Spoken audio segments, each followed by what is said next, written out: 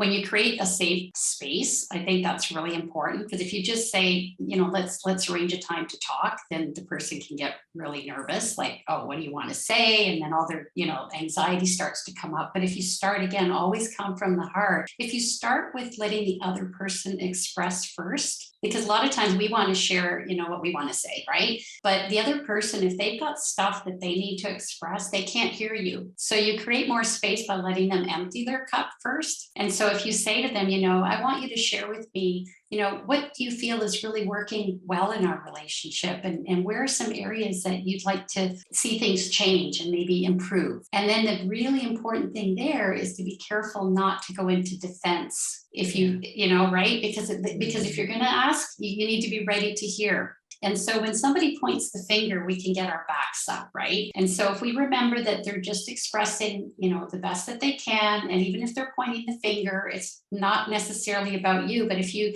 listen to understand instead of to defend and just to get to the bottom of it, you can come to a much more mutually peaceful resolution and just say, tell me more about that.